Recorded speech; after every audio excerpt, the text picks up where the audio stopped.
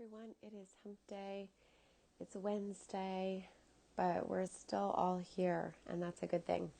And I'm coming on this morning because I really want to start sharing with all of you things that are on my heart in relation to identity, our mindset, our relationships, our character, how we're fulfilling our purposes, and really finding abundant life with each other, in connection with our Creator, with the divine, with God, and how that changes our world and changes our life. There's a lot going on in our culture and society, and all of us have the potential to become life changers, world changers, and yet something I struggled with for a long time, and I know a lot of other people struggle with, is feeling stuck in Groundhog Day.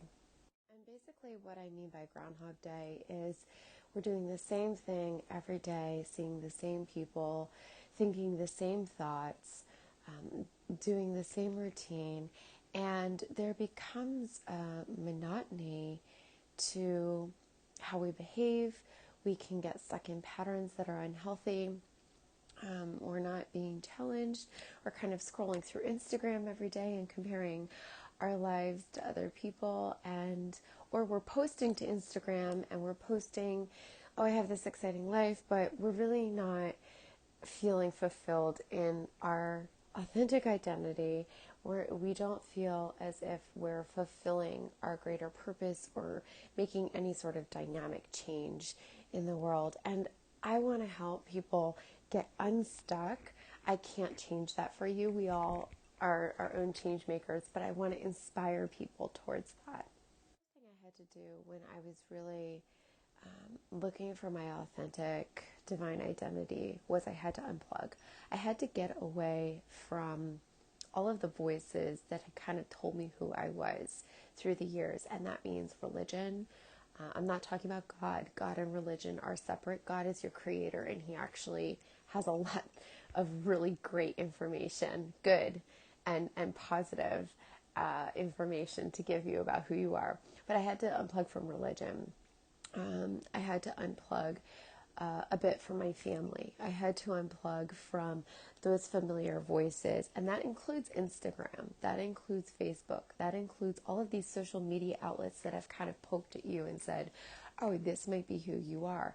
You really have to unplug, get away, sit down with yourself, physically, emotionally, and spiritually, and just take inventory.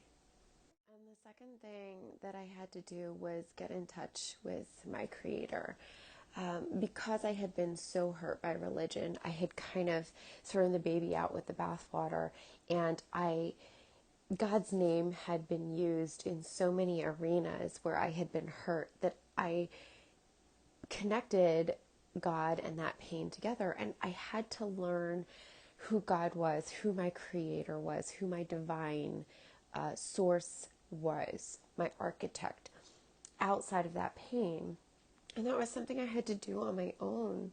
And it's taken years.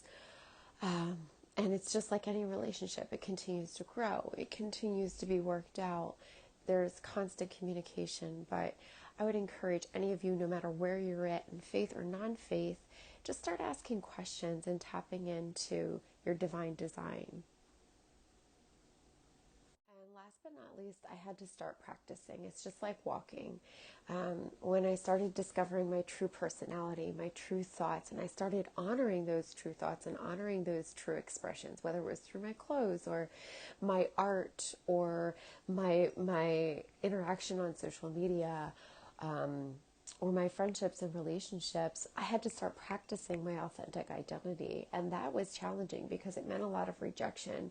There were some people that were very uncomfortable and still are very uncomfortable with the authentic Anna because they've gotten used to the fake kind of packaged, safe Anna that they knew or could control for so many years. And so when the authentic Anna came along, they were like, wait, you're not being real. But actually, I was breaking into my true realness, and I was breaking into the freedom of my authentic divine identity as God has communicated it.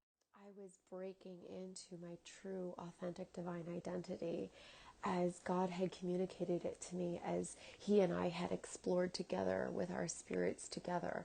And, along the way, I had people that did advise me, and, I'm not saying cut all voices out.